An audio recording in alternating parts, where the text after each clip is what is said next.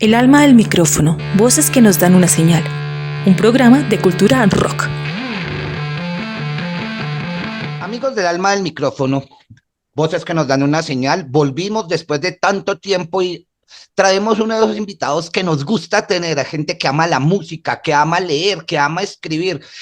Este hombre es cronista, biógrafo, quiso estudiar muchas cosas y terminó casi por error en el periodismo, trabaja en Radiónica y es uno de los hombres que ahorita está en boga por su libro sobre los 50, la biografía del parcero de todos nosotros de Juanes, pero no vamos a hablar del libro de Juanes, vamos a hablar con Diego Londoño. Diego, bienvenido al alma del micrófono de Cultura Rock. Gerson, querido amigo, qué gusto saludarte, feliz de poder estar contigo y bueno, de conversar un poco sobre las pasiones que nos mueven la vida y lo que nos hace levantar todos los días de la cama con felicidad. Entonces, hermano, estoy muy feliz de estar acá contigo. Pues una infidencia para quienes vayan a ver esta entrevista. Diego hace muy pocos días cumplió años, es un bebé.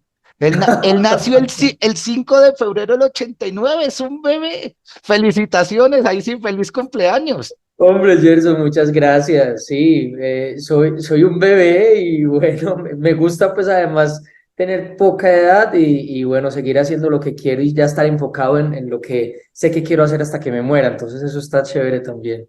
Pues bueno, Diego, empecemos con lo que es este espacio y el alma del micrófono. Bueno, Diego Londoño es escritor, cronista, músico. En la música en la música, ¿cómo llegaste a la música? ¿Cómo empezaste ese camino en la música? ¿Viene de familia? ¿Cómo fue crearte en esa familia paisa en Medellín y empezar a llegar a la música? ¿Eras el niño de, hey, Diego, es un bambico, deja de tocar las ollas? ¿O cómo fue esa situación para llegar a ella? Bueno, pues mira, lo primero es que en mi familia no hay nadie cercano a la música de una manera profesional. Lo que sí es que mi abuela, Josefina Uribe, desde que yo estaba muy niño, ella siempre estaba cerca a un radio. Y ese radio siempre tenía boleros, tangos, tenía mucha música campesina, tenía como la incursión un poco como de la música tropical, paisa y bueno, el llamado chucuchucu. Y de repente yo empiezo a notar que ella cantaba muy bien tango y que cuando cocinaba cantaba y de repente en alguna oportunidad me dijo, ven, acompáñame allí y fuimos a una acción comunal y ella cantó tangos. Entonces básicamente fue una cantante amateur de tangos. Ella me acercó a esas melodías, pero uno en esos momentos de la niñez pues no entiende muy bien qué es lo que está escuchando, pero luego con el tiempo puedo entender y darme cuenta que la radio, que la música, que los boleros e incluso el rock and roll, porque ella fue la que me regaló la primera guitarra eléctrica que tuve en la vida, con la que pues además tuve bandas de punk, de rock and roll en Medellín, pues puedo entender que esos actos intuitivos, que simplemente yo levantarme sin abrir los ojos y escuchar radio, reloj y estar escuchando a Carlos Gardel o a Los Panchos, pues de una u otra manera eso empezó a afinar como dentro de mi metrónomo también, como una suerte de pulsión y de gusto por la música. Y ahí arrancó cuando ya llegué pues al colegio. Llegó el punk, el metal, luego llegaron las bandas de rock and roll, la universidad también forjó pues gran parte de eso y estas mismas bandas me llevaron a conocer a mucha gente, muchos festivales, varias bandas en las que estuve pues tuvimos la oportunidad también de girar por Colombia, girar por varios lugares del mundo y eso de una u otra manera hace un tatuaje indeleble en uno. Y bueno, ¿cómo es esa relación de Diego Londoño con su familia? ¿Cómo es la interna? Porque la agenda toda hora, no, ahí sí, ocurre lo que le ocurre a muchos padres que saben dónde está su hijo es porque lo ve por noticias o hay una comunicación muy cercana. No, Diego está en Buenos Aires, Diego está en Cartagena, en el Live Festival, no, Diego termina en el Teatro Colón, no, aquí en Bogotá. ¿Cómo es esa relación intrafamiliar de los Londoño? No, pues mira, para mí la familia es lo más importante, más allá de el trabajo, las deudas, la rutina, la radio, la música, la familia es la base, es el tronco, es lo que lo construye a uno por dentro. Entonces, no, yo, pues actualmente, de hecho, estoy viviendo con mis padres luego de una separación, entonces estoy de nuevo ahí, ya pues pronto partiré de nuevo, pero pero yo trato de pasar tiempo de calidad con ellos todo el tiempo para comer, para cenar, para ver una película, para pasear. Si hay algo en el Teatro Colón, pues ellos van conmigo. Tratan de estar como en las cosas importantes de mi vida. Y las cosas importantes de mi vida no necesariamente son pues las que tienen que ver con los libros o el periodismo, sino lo más sencillo, ¿cierto? Entonces, ellos siempre están conmigo y tenemos una comunicación permanente porque hacen parte de mi vida y así como yo estoy en las cosas de ellos, ellos están en las cosas mías. Bueno, Diego, a mí cuando hablo con los antioqueños, y más que son contemporáneos casi a mí, que fue crecer en esa Medellín casi posapocalíptica del cartel de Medellín, que realmente empezó el apocalipsis, fue después de la caída de Pablo que empezaron las retaliaciones. ¿Cómo fue para un niño 5 o 6 años empezar a darse cuenta de unas realidades nacionales tan complejas? Yo voy a hacer una confesión, cuando mataron a Pablo, yo le pregunté a una vecina que si ya había la paz en Colombia, me dijo, esto hasta ahora va a empezar. Entonces, y yo viviendo aquí en Bogotá y en una zona rural de Bogotá. Entonces, cuando uno lo ve desde tan lejos, 500, 600 kilómetros de lo que es el epicentro de la noticia que fue Medellín, cómo un niño empieza a forjar carácter en una ciudad que está tan convulsa y que todo el mundo la tiene como que no vaya a Medellín porque lo matan. Mira, la escena más fuerte que puede responder como la pregunta, pues por supuesto, tú sabes, yo nací en el año 89, en febrero. Y pues ese año tuvo muchas situaciones muy complejas de violencia por el fenómeno perverso, maligno y nefasto del cartel de Medellín, del sicariato, de las bombas diarias, de los estallidos.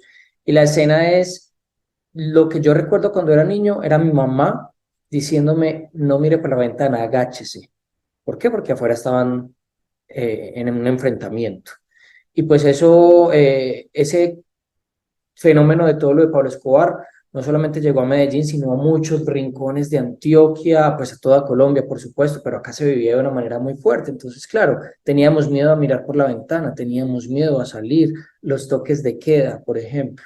Entonces, yo creo que, y además lo que vendría después, en el año 1991 Medellín fue la ciudad declarada la ciudad más violenta del mundo. De hecho, por ahí un congresista había lanzado como una idea y era básicamente bombardear Medellín, acabarla y volverla a reconstruir para ver si ese halo de maldad se perdía. Entonces, claro, hemos tenido como unos referentes desde esos años como de los vivos, los negociantes, los que pasan por encima de todos, y pues es una lástima porque no todos pues somos así y eso justamente también se ha diluido a través del tiempo y a través de los años y esa cicatriz de la violencia, del narcotráfico, de una ciudad adolorida pues se ha ido perdiendo y uno ahora viene a Medellín y pues en realidad yo no he vivido ninguna situación de violencia en esta ciudad, más allá de esos momentos fuertes. Entonces, pues acá se vive bien, pero si hay una cicatriz que sangra aún después de muchos años, después de 35 años, sangra con hilos delgaditos por ahí y que básicamente nosotros tenemos un tatuaje sí, un tatuaje como de esos azules que ya no se reconocen. Eso es un poco la violencia en Medellín. Pero bueno, yo creo que muchos nombres, la música, la cultura, pues han ayudado a que eso se disperse y que justamente el nombre más referenciado no sea Pablo Escobar, sino J Balvin, Maluma o el mismo Juanes, ¿cierto? Entonces eso también es como otro atributo que tiene la ciudad, que es una cuna de héroes. No sé qué sucede en Medellín, pero Medellín es un referente musical para el mundo en este momento y desde el año 1935 cuando llegó Gardel, cuando empezaron a llegar las empresas discográficas, Codiscos, Discos Fuentes, este fue el emporio internacional y continental de la grabación, acá vivió Celia Cruz, Oscar La Roca, Alfredo de Angelis, pues por supuesto acá se vivió el fenómeno de la música tropical fuerte hacia el mundo, de la salsa, por supuesto, y pues todo eso de una u otra manera encaja en una ciudad que es un referente y ahora todo el mundo habla de Medallo, Medallo, Medallo. Actualmente los productores, por ejemplo, de reggaetón y el sonido urbano son los productores que le producen a muchos músicos que ni siquiera necesariamente no tienen que ser de reggaetón. O sea, Natalia Lafourcade o Jimena Sariñana, vienen a grabar a Medellín, entre muchos otros. Entonces yo creo que todo eso, no sé, como que las grandes guerras o de las situaciones de conflicto, pues salen también las cosas más bellas y yo creo que el mejor ejemplo es Medellín. Y lo que comentabas de ese proyecto de bombardear a Medellín, estilo muy domo de los Simpson en la película. Sí, Eh, sí, sí, Medellín es como, es la versión, para mí es la versión colombiana de la reconstrucción de Hiroshima y Nagasaki, porque eh, aunque no estaba en ruinas, pero socialmente estaba en ruinas. Sí, totalmente. y que pues se vienen también unos fenómenos políticos, seguridad democrática, empieza el empuje paisa que uno siempre tiene claro, no como el tramposo, sino que ustedes no sé, ahí si uno dice aquí, somos parados como los paisas. Entonces, eso ha dejado hacer que la música, por ejemplo, yo hablaba con David de Tenebraron y decía que era ser metalero en la época de los 80. Él decía, no, era tener una pancarta en la espalda, era hacer un tiro al blanco, porque Total. pues las acciones paramilitares, que todo el que escuchara metal era malo y todo eso, y también vienen pues bandas como Reencarnación, que fueron un detonante para ese hablar de muerte, ahí sí, luchar el fuego contra el fuego, ahí sí, con las balas del sonido se intentaba luchar contra las balas de la injusticia que había en esa época. Pero bueno, Totalmente. digo, en ese trasegar de esa juventud de la guitarra que te da tu abuela, no hubo otro sueño, no sé, digamos, ser futbolista, el médico, no, yo quiero jugar en Nacional, en Medellín. ¿Qué ídolo tenías de infancia que no fuese de lo que estás haciendo ahorita? Pues mira que yo sí quería ser futbolista, de hecho jugué mucho fútbol, jugué un torneo pues muy conocido acá en Antioquia y en Colombia, creo que es la Pony Fútbol y pues me fue bien, de hecho pues llegué a otras categorías, a cuarta categoría, juvenil, la selección Antioquia y pues ahí mis compañeros eran David Ospina, eran Cleider Alzate, Brian López, y pues yo estaba llegando a un punto importante ahí en el fútbol, pero cuando llegó el momento de escoger como para estudiar la universidad y todo esto, pues yo quería estudiar y eran 2 entrenamientos al día, entonces era difícil, y ahí un poco como que el camino se diluyó.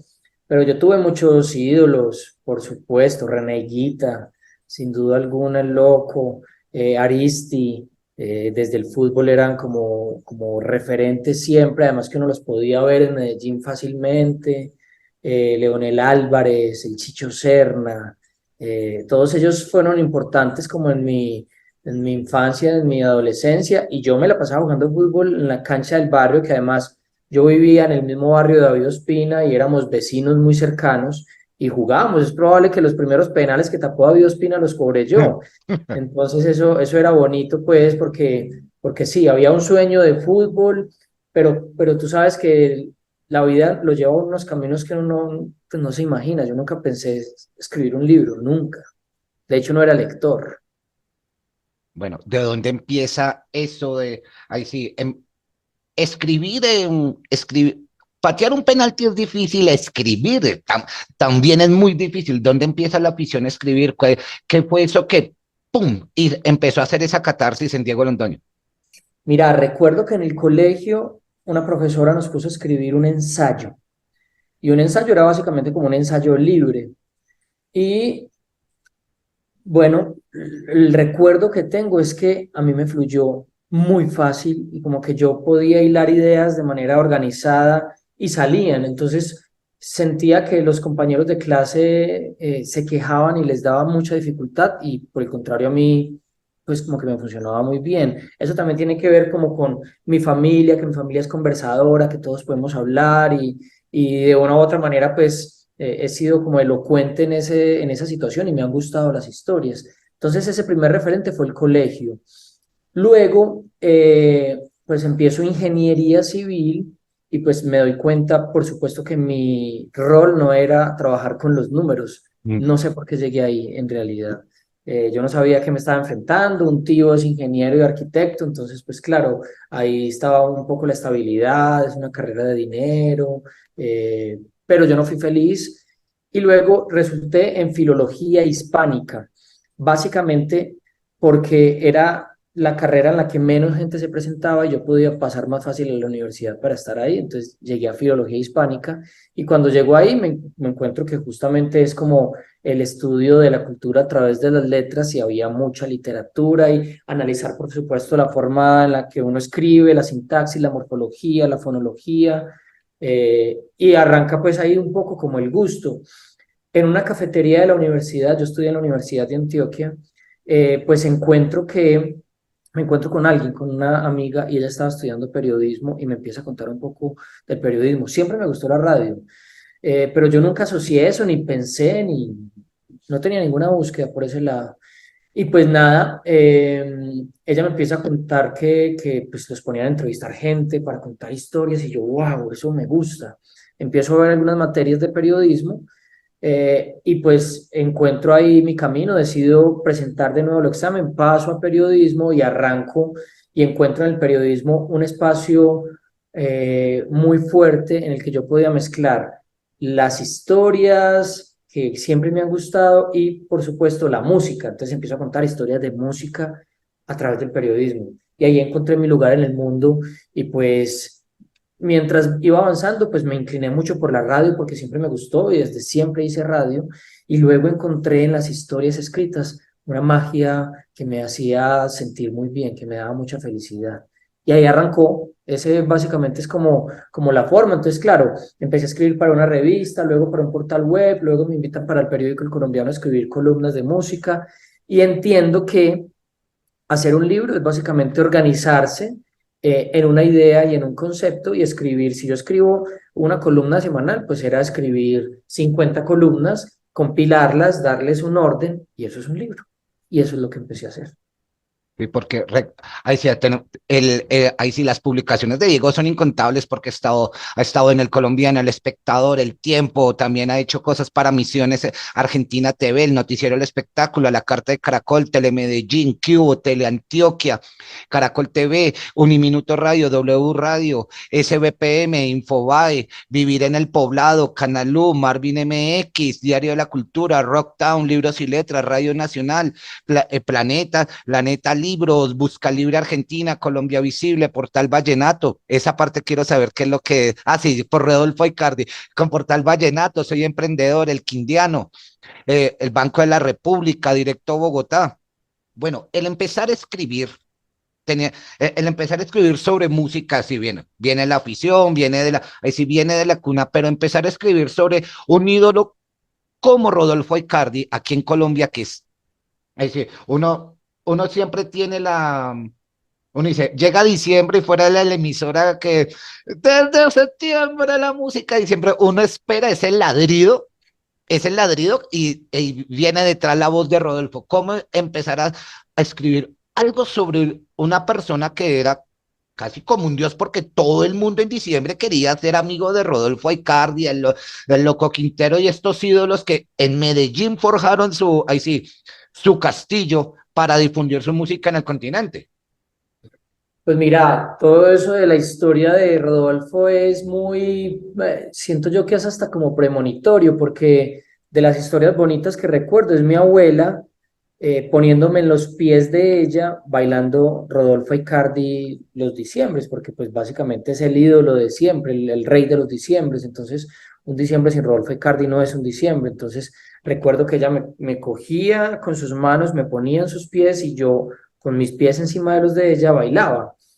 Eh, pero yo siempre escribí sobre rock and roll, sobre metal, sobre punk, eh, y nunca pensé escribir sobre Rodolfo Icardi, y eso fue una historia que se me apareció de repente, de frente, y los hijos de Rodolfo me buscaron para escribir la historia, y así arrancó, y yo con mucho susto, pues por supuesto, porque era otro género, yo pensaba que me iban a decir que me había caspeado, que por qué estaba escribiendo sobre esto, pero a mí me gustan las historias, a mí me gustan las buenas historias, aparte, pues no me importa el género, en realidad la música es una, pues yo vibro con todo tipo de música. Eh, Ese es en realidad el regalo que nos da la vida, pues escuchar la música en toda su inmensidad y pues yo creo que los radicalismos eran para antes, eso ya es otra cuestión diferente, o sea, un metalero se enamora y un metalero también puede bailar Rodolfo Icardi perfectamente. Y entonces... Ellos me buscan y yo con mucho susto pues cierro los ojos y atravieso esa pared y arranco a contar esa historia. Me demoré 6 años en contarla, en investigarla para contarla y pues bueno, salió la historia de Rodolfo, que es una de las historias que me ha dado pues grandes alegrías, como presentarla por ejemplo en la Feria del Libro de Buenos Aires. Y de una u otra manera pues esa historia me conecta con Andrés Calamaro y después Calamaro me conecta con Juanes, entonces cada una como que va llevando al siguiente paso. Y eso es una de las cosas bonitas, como que uno no planea mucho, pero la vida misma lo va poniendo en el lugar en el que uno debe estar. Entonces, bueno, contar esa historia me dio más punk que incluso hablar de otras bandas de punk, porque ahí sí había rock and roll. Entonces, es entender nuestra música colombiana en toda su inmensidad y entender por qué somos bulliciosos, bailadores, canzones. Todo eso tiene ese ingrediente de la historia de Rodolfo Icardi, que es una historia muy colombiana. De alguien, por ejemplo, ahorita que hablabas, ahí sí, metalero que se respete, primero, yo lo digo, metalero que se respete, le gusta la música de Juan Gabriel, y me, Camilo no sé, Sesto, sí, Camilo Sesto, no, si me dejan quieto Getsemaní, esa canción es para mí exactamente. intocable. Pero, por ejemplo, yo tengo un gusto, no gusto oculto porque si no, no, yo admiro mucho a los Cruz Peligrosos. Ok. Uy, lo que es a Henry Arteaga, ese, cuando ellos vienen y dicen, yo procuro estar siempre en primera fila, pero con una camiseta de Metallica. Entonces, él siempre me mira como que cucho otra vez la misma camiseta, yo pues cómpreme una. Pero bueno, con base a eso, ahorita dijiste algo muy cierto y creo que lo podríamos, si hubiese un momento, un epitafio, y sí, a Diego Londoño, su vida fue un libro, su trabajo fue un libro porque lo empezó a llevar a ciertos lugares que lo empezaron a conectar con ciertas personas. Porque ya íbamos para el caso Calamaro. Llegas a la Feria de Buenos Aires y ahí va la conexión con Calamaro. ¿Cómo fue ese proceso para el libro de Andrés del Salmón? Bueno, antes del de Rodolfo estuvo el de los Yetis, Jetis. estuvo Medellín en canciones también, pero para el libro de Andrés Calamaro, pues como yo viajaba a Buenos Aires y yo iba a estar allá una semana, pues pensé como voy a estar simplemente un día presentando el libro, voy a estar una semana, pues ¿será que hago algo acá? Aprovecho que estoy acá y pues yo soy amante de la música argentina, o sea, yo conozco mucho sobre y he estudiado mucho sobre la música argentina y el rock argentino y pues amo esa cultura. Entonces, mi búsqueda en ese momento y mi idea fue, pues busquemos a Andrés Calamaro. Y yo tenía su WhatsApp, le escribí y pues con la sorpresa de que el man me dice, claro, Diego querido, vente para acá, te doy las llaves de mi vida, yo no voy a estar porque me voy para una gira en España, pero acá te conecto con mi hermano, con mi mamá, con mis amigos y haz el libro que quieras hacer. Entonces, luego de eso yo decido cancelar ese etiquete y me quedo un mes entero viviendo en la Argentina con muy poco dinero, surfeando esa ciudad gigante, hermosa, enamoradora y sentándome en las mesas en las que nunca me creí sentar, compartiendo con ídolos de la música argentina y pues viviendo un sueño, ¿cierto? Yo no visité ningún lugar turístico, yo ya conocí Argentina otras oportunidades, pero en ese viaje no visité ningún lugar turístico, sino que yo iba de casa en casa consiguiendo y persiguiendo la historia de Andrés Calamaro y así se construyó ese libro y pues llegué a personajes pues inimaginables, a tener experiencias con Charly García, con Fernando Zamalea, con Nicolanda, con Cuino Scornic, con Jorge La Rosa, con el mismo Diego Armando Maradona, mejor dicho, fue una experiencia inolvidable y así nace ese libro. En ese libro, pues bueno, yo lo investigo, luego llego a Medellín a escribirlo, me demoro un año largo escribiéndolo y luego lo presentamos y bueno, por fortuna pues a Andrés le encantó el libro, estuvo muy feliz con eso que sucedió y es una de las obras que yo voy a contar como una de las grandes experiencias de mi vida y está ahí relatada, además porque es una biografía novelada en la que básicamente el protagonista soy yo estoy contando en primera persona toda mi aventura como un salmonalista fiebrado, como un investigador privado que se va detrás de lo que nada se le perdió. Entonces eso estuvo bien. Bueno, en el proceso de construcción del libro, listo, haces la investigación previa y llegas a escribir, te metes tanto en la, ahí sí, solo música del personaje que estás escribiendo o empiezas a rotar como para no contaminar lo que ya habías hecho? ¿Cómo haces ese No, proceso? en ese momento, pero cuando dices en el momento de escritura, Sí, sí, te sentás al computador, máquina de escribir, en la mano, la servilleta. ¿Hay algo en el oído o simplemente la idea que se está, la idea que se está conectando? hay todo en el oído y me rodeo del ambiente de lo que estoy contando. Siempre lo hago. Por ejemplo, hace unos minutos antes de estar conversando contigo, pues justamente estoy trabajando en un libro que ya voy a entregar el próximo viernes y acá estaba como en la edición y todo y yo pues básicamente tengo eh, el ambiente y la música como lo que me genera esto. Entonces con el libro de Andrés Calamaro yo tomaba mate, que en realidad me gusta mucho el mate. Yo escuchaba mucho tango, escuchaba a Calamaro todo el tiempo, tenía un gauchito Gil al lado del escritorio, como para cuidar un poco esa energía poderosa de inspiración, y yo me rodeaba de Argentina día y noche, era la manera de estar en una inmersión permanente y poder contar de una manera fiel, pues todo lo que pues, yo había vivido en esa experiencia. Entonces, yo me empeliculo total y tengo que estar como ambientado con toda la situación. Es decir, la argentinidad al palo cuando estabas Exactamente, escribiendo. esa es la palabra, la argentinidad del palo. Bueno, las canciones de Medellín, los dos libros de los Yetis, llegas al libro de Juanes. Recuerdo muy bien que el 13 de septiembre, cuando se hizo la presentación en el marco del Bogotá Music Market en el Teatro Colón, María Elvira Arango decía, él sabe más de Juanes que el mismo Juanes. Eh, en esta parte que fue muy chistoso porque en un momento yo fui el centro de atención con la camiseta de Metallica porque Juanes me saluda y yo, mamá, me saludó Juanes en el lanzamiento del libro de Juanes. Bueno, ¿cómo, ¿cómo fue esa conexión entre Calamaro y Juanes para llegar a hacer este libro de los 50 años de Juan Esteban? Mira, entre Calamaro y Juanes hay otro libro que se llama Donde nacen las canciones, Canciones. historias de grandes músicos colombianos, que es un compendio de perfiles de músicos colombianos de todas las épocas, desde los años 40 hasta la actualidad, desde Lucho Bermúdez hasta J Balvin. Hay mucha diversidad y es básicamente como una radiografía de nuestro sonido colombiano. Ahí un poco se empieza como a esbozar también lo que ha sido mi trabajo y es tratar de darle voz a esas figuras representativas de nuestra historia musical y contar sus anécdotas importantes. Y pues entre Calamaro y Juanes hay una conexión directa y es que cuando yo estaba en la mitad del libro de Calamaro, entre Calamaro y yo pensábamos, ¿qué persona puede escribir el prólogo para el libro de Calamaro?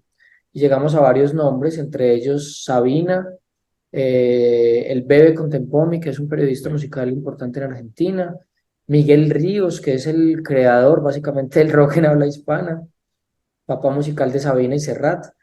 Y en algún momento él me dice, oye, ¿y por qué no hablas con Juanes, con tu amigo? Pues sería lindo, tenemos una linda relación. Y yo, bueno, chévere.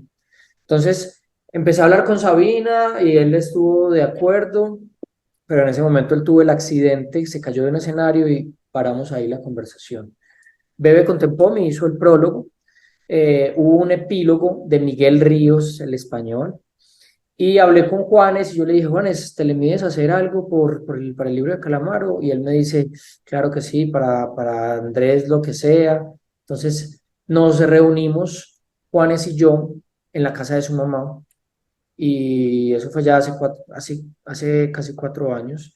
Y yo le llevo el libro pues le llevo la historia de Calamaro, perdón, hay un error ahí de sincronía, pero yo le cuento a él y él me dice, listo, hagámoslo.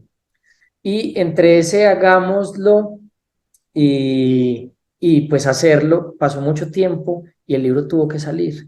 Y de Juanes solo salió en la parte de atrás una frasecita que él quiso regalarle a Andrés. Luego yo me reúno con Juanes y le llevo el libro para que él lo vea y empieza a leerlo y a ojearlo y le gusta.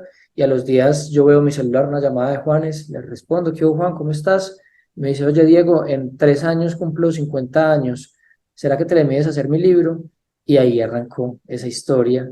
y bueno, ha sido un viaje inolvidable. Hemos compartido, nos hemos hecho muy buenos amigos, Juanes y yo, eh, cosa que es muy bonita en él, ¿cierto? Hemos presentado el libro en muchos lugares, en México, lo hemos presentado en Bogotá, en Medellín, en Cartagena, en Villavicencio, en Bucaramanga, en muchas ciudades. Y bueno, ha estado muy lindo todo ese proceso porque además ha sido un proceso de entenderme como autor y entender que un libro puede llegar a muchos lugares porque el libro está en Estados Unidos, está en Panamá, está en Ecuador, eh, está bueno, en muchos lugares. Y eso pues es como otro nivel también y me ha hecho crecer mucho como persona.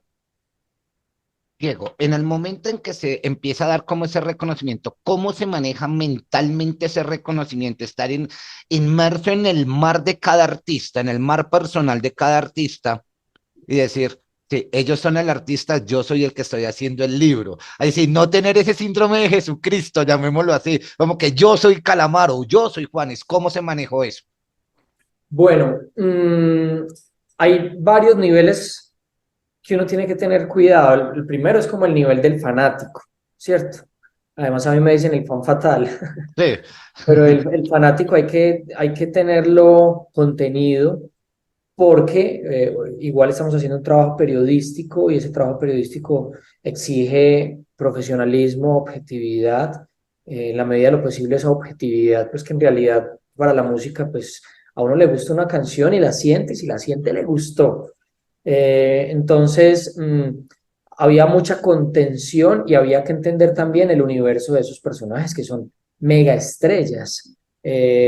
Ahora, luego de conocer a esas megaestrellas, uno se da cuenta que son tan humanos como tú y como yo. Y eso es lo más bonito, entender que detrás de los sueños de una persona y del éxito de una persona, pues hay una historia pasada que es igual a la de todo el mundo y que todo el mundo lo puede lograr. Hay una gente mucho más disciplinada que otra y por supuesto hay otras personas que tienen una estrella y don de creación, cosa que permite pues que ese arte llegue de una manera mucho más real, pero eso se puede crear. Pero sí, yo tenía unos momentos de contención y por supuesto de entender la historia de cada uno de ellos y yo me sé las vidas de ellos por completo, sé por qué tuvieron que pasar y cuáles son sus momentos de oscuridad, de mayor luminosidad. Y eso justamente es lo que tiene que hacer un biógrafo. Un biógrafo lo que tiene que hacer es saturarse de información y saber más de la vida de esa persona que él mismo.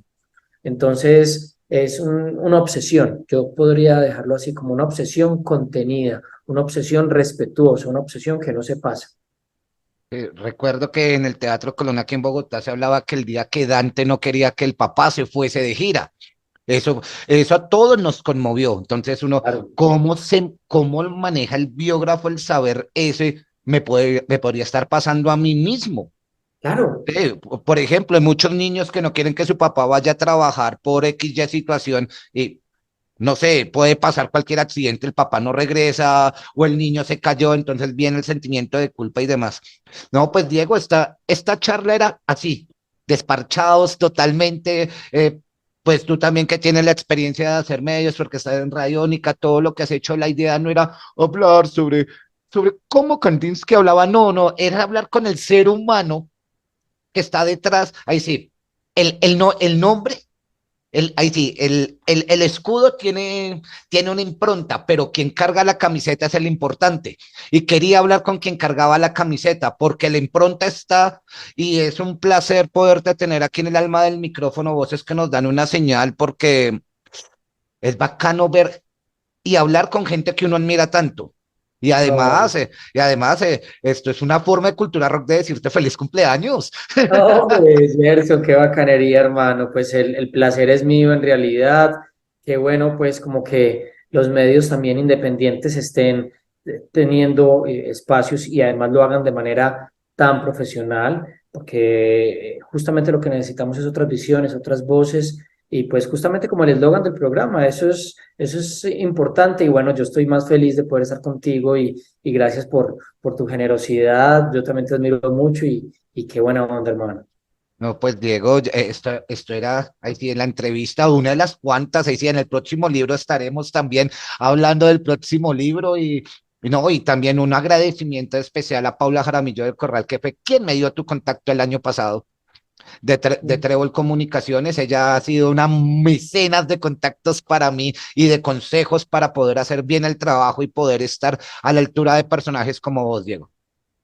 Todos adoramos a Paula y le agradecemos su profesionalismo y todo lo que logra, porque parece que hiciera magia, porque todo lo logra. Entonces, un Sí, es la agradecimiento. reina Midas, de la reina Sí. Midas, lo toca y todo lo vuelve oro, ¿no? Pues Diego, agradecerte a vos por tu tiempo. Ahí sí sé que estás en el proceso de corrección, entonces, pues para que te vuelvas a meter en el mundo en el mundo de las letras y pues estamos ahí sí, estamos en contacto por inbox y cualquier cosa que a la orden. De una mano. Muchas gracias, se le quiere mucho. Bueno, y ustedes muchísimas gracias por estar aquí en el alma del micrófono, voces que nos dan es una señal. Estábamos con Diego Londoño, lo pueden encontrar en sus redes sociales como el Fan Fatal o diegolondono.co. Van a encontrar ahí su vida y van a poder leer su obra también y comprarlos también. También pueden comprar porque tiene carrito de compra. Entonces compren sus obras y se van a dar cuenta de por qué era tan importante tener en esta primera edición del año a un personaje como él. A ustedes feliz tarde, feliz noche, feliz día cuando lo estén viendo. Y recuerden, nos escuchamos siempre en www.culturarock.com.co. Chao, chao.